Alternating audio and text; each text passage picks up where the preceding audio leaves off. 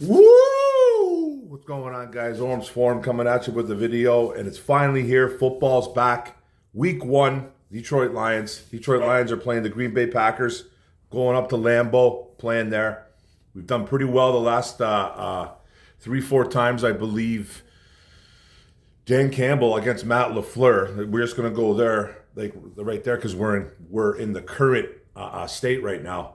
I believe he's like 4-2 versus Matt LaFleur. You can kind of fact check that. I could be off maybe a game or two, but pretty sure he's 4-2 or 6-2. But I think it's 4-2. I think it's 4-2. But we played pretty well. I think the last 3 times we went to Lambeau, we beat them, or we beat them the last 3 times. We have done pretty well against the Packers as of late. We all know that they have the current overall record against us, and that's not the situation that we're looking for. Anyway, that's the situation that we're trying to achieve, is to catch the Green Bay Packers in total wins. I like to live in the now. I like to live in the present. You know, every Green Bay Packer fan that you will talk to will tell you differently. Oh, look at the overall record. We got Super Bowls. We get it, man. We were a shit franchise for a long time, very, very, very long time.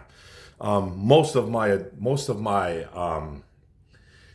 kid life, as a kid, as a child, and as an adult, we've been pretty bad. So, you know, it's great to have a great team now, and this is what we are in. It's week 1. We're going to Lambeau. It's rivalry week already. It's already here. Only had a couple games on the docket already. A couple games went by. Chiefs lost to the Chargers yesterday.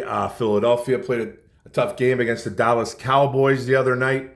And Philly came up on top of that. So football is here. Football's stay. It's fall. Got the sweater on now. You know what I mean? So still a little bit. You know, it's not hot outside, but it's fall weather right now, and we're looking forward to this football game. So week 1. This is my preview. If you guys have never been around here, if you guys are new to the channel, I appreciate it. Thank you for the support. And if you've already been here, week 1, baby. You guys know what the preview is all about. We talk about injuries. We talk about a little bit of the game plan, who the Lions are going to need to execute, what the Green Bay Packers need to do, or what we need to do to the Green Bay Packers, who to stop and who to maintain, and all that noise. But let's get down to the injury report. I like to wait the full week and do my reports either on, like my preview, either on a Monday. I mean, either on the Friday or the Saturday prior to game time. I'm doing it on a Saturday before the game starts. So we'll do the Lions first because they are the road team, so we do them first. Offensive tackle Jamarco Jones, backup tackle with an ankle injury. Friday, he did not participate. He is labeled out. He's out for this game. Backup linebacker Trevor Nowaski, elbow. Friday, did not participate. He's out as well. Running back Sione Vike, who's kind of been battling injuries all through training camp and preseason. Hamstring, Friday, did not participate. He is out as well. So right there, you saw Trevor Nowaski and Vike out. That kind of hurts our special teams right there. And Nowaski actually takes some snaps too as a defensive player. So a couple of guys out, which hurts. Then guard Coyote Iwasika with a shoulder. Friday, he's a full practice. No injury designation. He's a go. Left tackle Taylor Decker. Very interesting what was going on with him all week. He had rest, and then he wasn't listed at all as either practicing or not practicing through the rest of the week. But Friday, it was a did not participate, but there's no injury designation. So am I assuming he's just resting? He's probably not 100%. But he is in no injury designation. It looks like he's a go. And then rookie wide receiver Isaac Tesla, the rookie phenom in the preseason, had an illness. Friday, he was a full practice. He's ready to go on Sunday afternoon. So relatively healthy guys. You know, I feel Decker's a little bit something going on with him. Remember, he did have, I think it was a shoulder cleanup. He had something going on during the offseason. So keep an eye on that. We are going to be down, obviously, on Liam McNeil, the defensive tackle that they paid a lot of money to a couple years ago. Which hurts the inside. Tyleik Williams is going to need to step in there and do some damage. And then Malcolm Rodriguez still out too, a pretty good linebacker 4, linebacker 5 at worst. A good backup guy that's going to be out too. Those 2 guys are still rehabbing. Hopefully we have those guys back a little bit later down the road, like a month or so in. And we did lose Levi Muzarike. You guys know that he's on IR for the season, but he's a backup tackle, backup defensive tackle, nose tackle, whatever you want to call him. He can kind of go up and down the line. So, like I said, relatively healthy going into this football game. Week 1, I think a lot of teams are, obviously, and it needs to stay that way. But a couple guys out. I think the biggest one, obviously, being McNeil. But it does hurt our special teams having Nowoski and Vaikai out for this game. I had to skip a couple things here. Then Packers injuries, there's a few guys questionable with no injury designations. Center guard Elton Jenkins with a hip Friday. He was limited practice, no injury designation. Looks like he's a go. Quarterback Jordan Love got his left thumb, his non-throwing hand. Friday, full practice. He's a go. Safety Zane Anderson, knee. Friday, limited practice. He's questionable.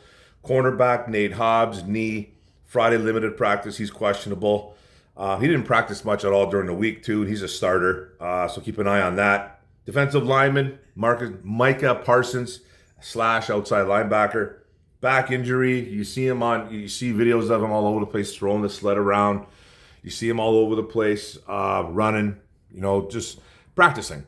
He's in there practicing. He didn't do it with the Cowboys when he was fighting for that contract. Now he's back practicing. He's got a back issue.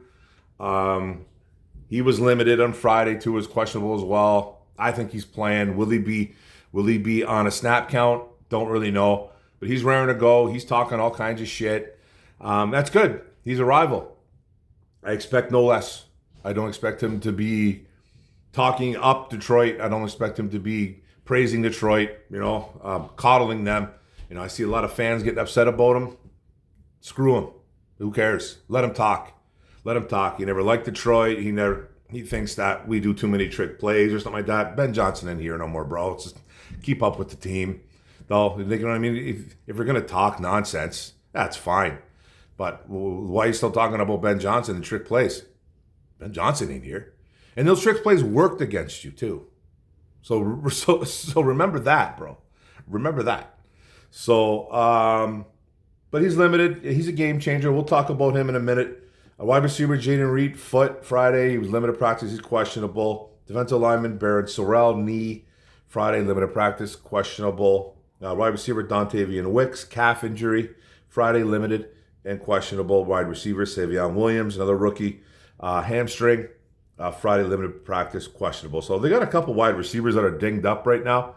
Jaden Reed we'll see what happens with him because he didn't practice much during the week, too, I don't think. So we'll see what happens there. But they got some injuries. But most of their guys are playing, or I can't see any guys really sitting out here. Keep an eye on Nate Hobbs. Keep an eye on Micah Parsons if he's limited. But I don't see Parsons being off the field too much. But that's it, guys. And then the Lions offense, we jump in right to the Lions offense. Quarterback Jared Goff, running back Jahmyr Gibbs, running back David Montgomery, wide receivers St. Brown, Amon-Ra St. Brown, Jameson Williams, Isaac Tesla. Then you have like Khalif Raymond, and then the other rookie Dominic Lovett to kind of round that off.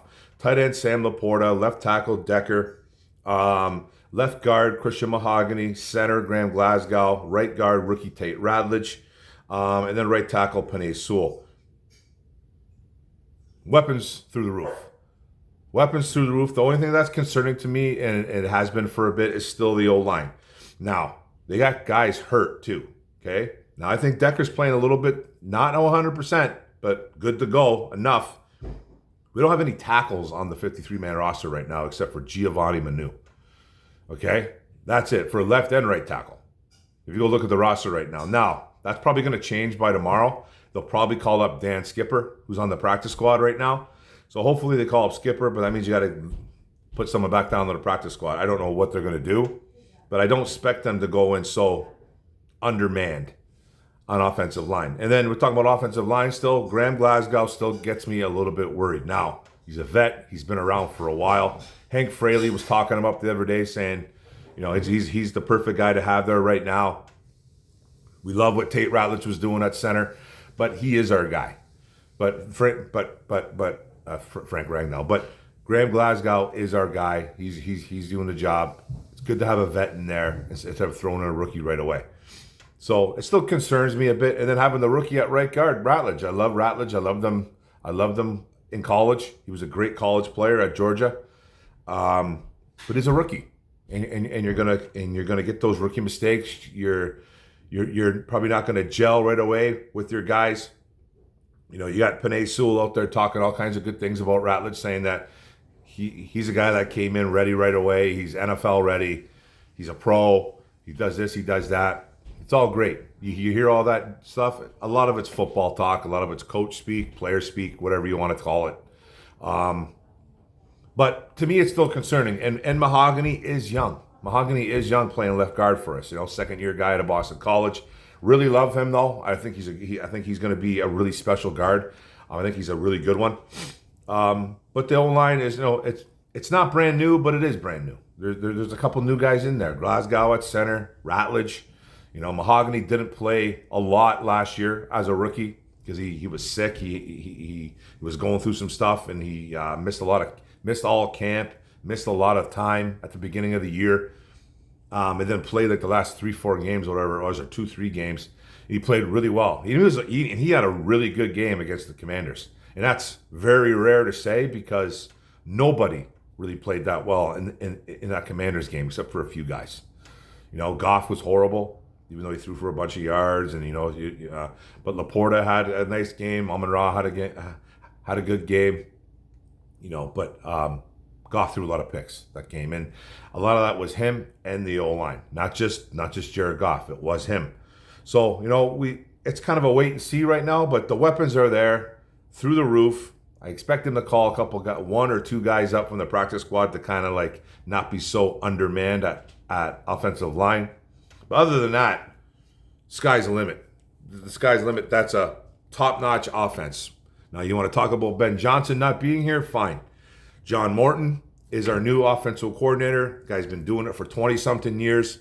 He's only his second time as an OC, though. He did it with the New York Jets a few years back. Brutal. It was absolutely bad. But if you had Josh McCown, Bilal Powell, Robbie Anderson as your number one guys, that's tough. And I'm not trying to put blame or excuses on for John Morton because he got himself fired. They say he was a little bit too pass happy in New York. That could have been maybe because you were down by 15, 20 points, whatever it is you were down by. But, you know, he did get fired. He got a little too pass happy. He didn't get along with some of the coaches apparently on staff. And it is what it is. Now, we like to think that Dan Campbell and John Morton are two peas in a pod. Dan just doesn't go after guys, it doesn't seem like. And hopefully this works. John Morton came in and he was like, I'm not coming here to change anything. He's like, why would I change something that's not broke? Because it's not broken. Ben just left. Bigger bag, coaching title. It happens. It happens in the NFL a lot. Now, we lost 8 coaches. That's a ton. That's a lot of coaches. I've never personally heard that before, losing 8 coaches. I could be wrong, but 8 coaches is wrong, especially your two your two coordinators on offense and defense. So we'll talk about Shepard in a minute. But the offense is strong, guys. The center guard positions have me concerned. I'm not in a panic. I'm not yet anyways. Hopefully not. Hopefully Glasgow can be serviceable. I'm just looking for serviceable. We're not looking for Frank Ragnow there because he's not there. Okay? But I think Mahogany's going to make up for a lot of it. And Ratledge, expect the good and the bad from the big fella. Expect the good and the bad from the big fella, man. But I think all in all, he's got Penei Sewell next to him. Nothing better than having an all-pro right tackle next to you. So that helps him big time. So we got everything covered here. Wide receivers, running backs are through. The offense is insane. You just got to protect Goff. If you blitz him, good luck blitzing him because he destroys the blitz. But pressure is a whole other story. When you get pressure in his face, he melts down. That's like any quarterback, though. There's not a lot of quarterbacks that are great with pressure. Blitzing and pressure are two different things, by the way. Okay? Blitzing is when you get guys out of position, they blitz, and then you see things that are wide open. And that's great for a quarterback, especially if you have good blocking. Your running backs are chipping. Your tight ends are chipping. You know, you're double teaming. You're single up on guys, and you're blocking well for him. And then when you get a linebacker out of position, or a safety comes up, or a corner comes up and blitzes, and then Goff sees that right away, He's utilizing that, and he's destroying you every time. He's done it. He was doing it when he was in LA. So just got to block for the kid. You got to block for him. That's it. Now on to the defense. Big 97's back. Aiden Hutchinson's back. Nose tackle, DJ Reader. Defensive tackle, rookie Tyleek Williams out of OSU. Defensive end, Marcus Davenport. Will linebacker, Alex Anzalone. Middle linebacker, Jack Campbell. Derek Barnes kind of backing him up too as well. You're going to see probably a lot of Barnes in there. Zach Cunningham, Grant Stewart. We'll probably get some snaps too, but he's a special teams ace. And then cornerbacks, Terry and Arnold. Strong safety, Brian Branch. Free safety, Kirby Joseph. Two of the best safeties in the NFL. Right cornerback, DJ Reed. Nice little pickup after losing Carlton Davis. And then nickel corner, Amik Robertson. I like the defense, guys. The defense is very well.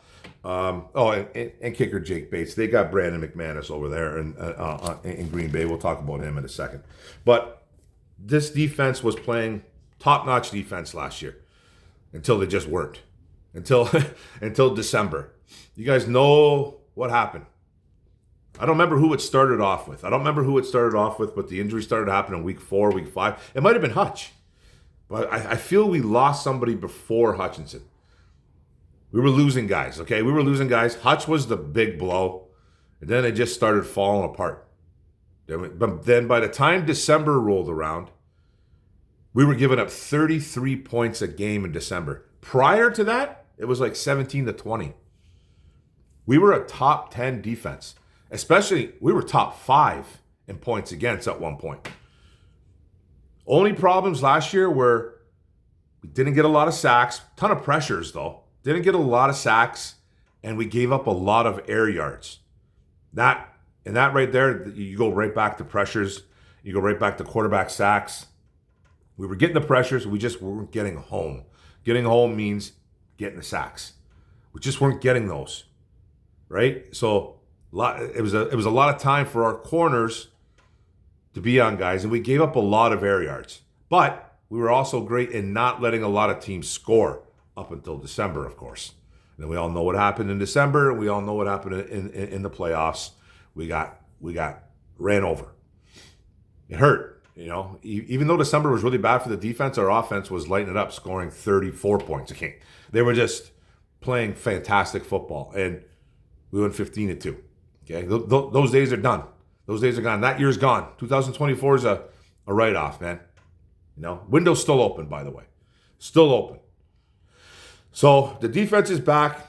I know a lot of guys don't trust Marcus Davenport. Me being one of them. Not going to work. Wood, he doesn't get hurt. I'm not going to sit here and bash Brad Holmes, but it's okay to criticize sometimes. And he's building a winner here. He's building a juggernaut team. He's built a great team here. He has. But in the same breath, the depth we have at defensive end is not very well. It's not good. Like, it's Elquan Muhammad, who I wanted back, by the way. That's fine. He's a rotational piece. Pascal is hurt. Hutch is coming off a major injury, even though he's looked phenomenal in camp, phenomenal in these joint practices, schooling everybody, even beating Sewell at times. And Sewell saying he's just a different animal. He's a different player this year. That's fine. He's still coming off a major injury. You got Pascal hurt. You lost Levi and Ruzarike. You brought in a guy named Tyrus Wheat and Tyrone Lacey.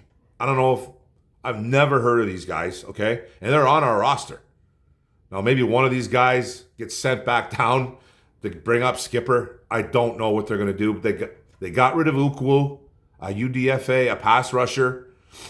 You know, they got Keith Cooper on the practice squad, though.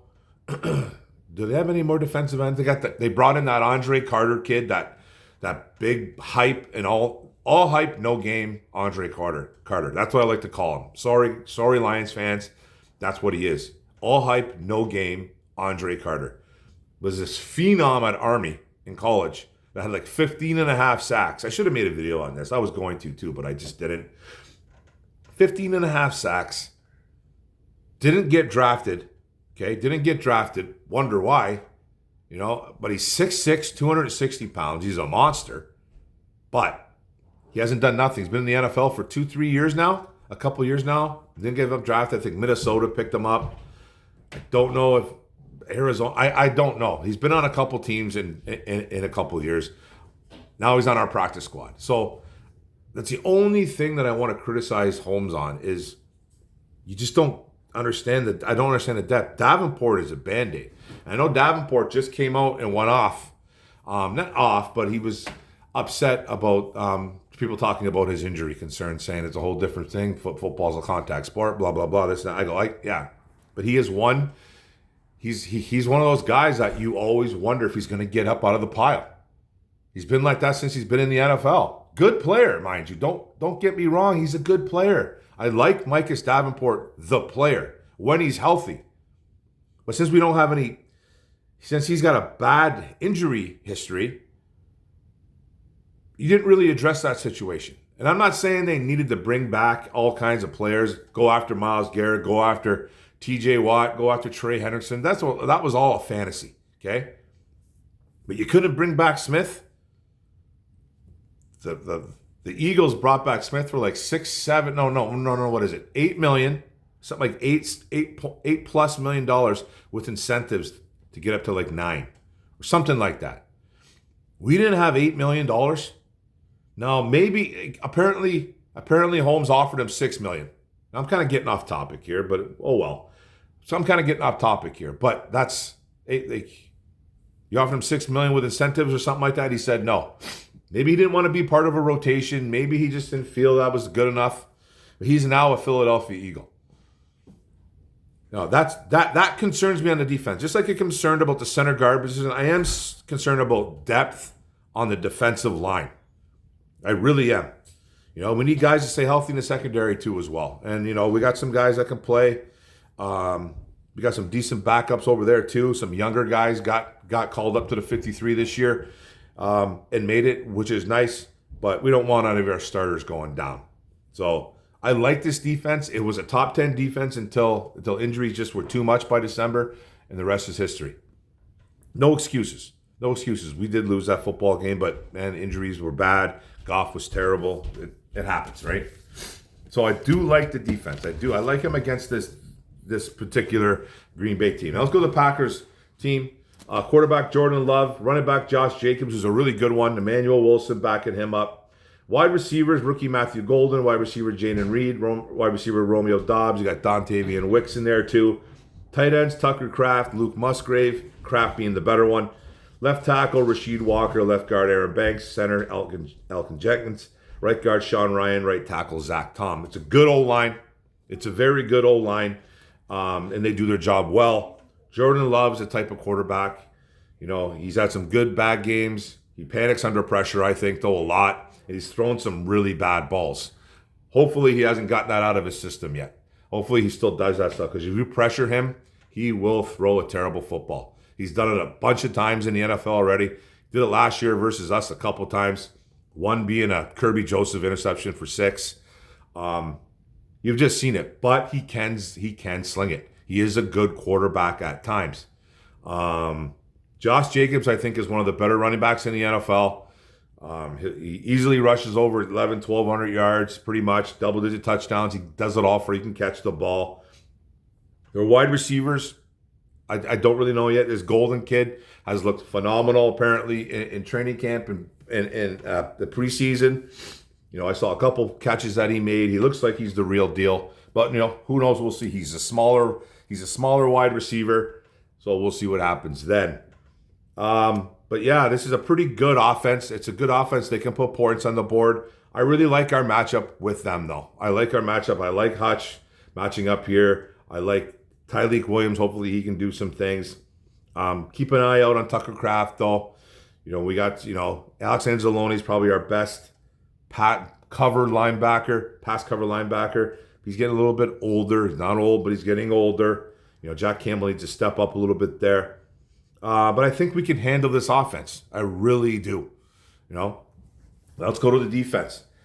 Their defense is really good, too. Defensive end, Rashawn Gary. Defensive tackle, Devontae Wyatt. Defensive tackle, Colby Woodson. You got the rookie kid in there, and there's your Stackhouse, an undrafted kid. Defensive end, Micah Parsons, and you got Lucas Van Ness, who kind of been a first-round bust for them. Will linebacker. I love their linebackers, by the way. I hate to say it, but I do. Quay Walker, who's a little bit of a head case. He's still a fantastic linebacker. Edgar and Cooper, I think, is going to be one of the better linebackers in the NFL. Left corner, Keyshawn Nixon. Strong safety, Xavier McKinney. Free safety, Evan Williams. Cornerback, Nate Hobbs. You got Bo Melton there backing him up. Bo Melton was a former wide receiver, by the way, for the Packers. Nickel cornerback, Javon Bullard. He's a young safety, too. I think it's his second year. Then kicker, Brandon McManus. So this is a good defense, too. This is a team that, they can get to the quarterback. Rashawn Gary is not a crazy sack artist, but he can get to the quarterback. He can accumulate sacks, pressures, doing all that stuff. They lost Kenny Clark in that Micah Parsons trade. So I think you can still run on these guys, even though they really improved their run game last year from week 12 and on. From first week to 12, they were struggling. They were struggling stopping the run. And they got much better at it. I think it was like 60 yards a game after week 12. So, they improved much better.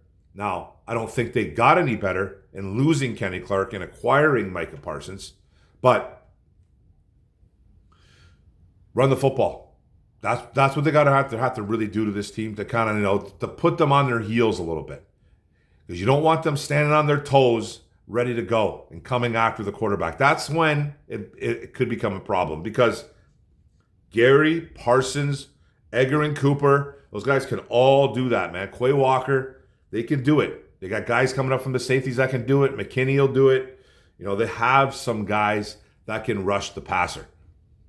And you want to put them on their heels thinking, okay, maybe they're not going to throw the ball here on second and 8. Maybe they're going to run the football again. That's what Ben Johnson did, right? Ben Johnson did that a lot. It was one really great thing that I loved about Ben Johnson. He was not afraid to run the football. No matter what. He would run the ball on 4th and 3, 4th and 4, 3rd and 9. He's running the football. He would do that. Ben Johnson would do that. Now, let's see what Morton is, but you have to run the ball on these guys to beat him, I think. You're going to have to run the ball. I like the way our offense is set up on these guys. You have the manpower to do it. You have one of the best running backs in the NFL, by far, in Jahmyr Gibbs. And then you got a pounder like David Montgomery. Now, we don't have Ragnow. We don't have all those. We don't have Zeitler. We don't have those guys anymore. You still got guys. Graham Glasgow is still an offensive lineman. Taylor Ratledge is still an offensive lineman, even though he's a rookie. You run at these guys. And you run especially at Micah. You get him off his game. You got to get him off his game, get him frustrated. Micah Parsons is an elite football player at one position, though.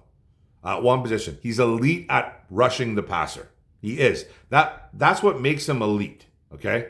That's what makes him elite. When people say elite, that's what he is. He's average or below average at running the ball, at run defense.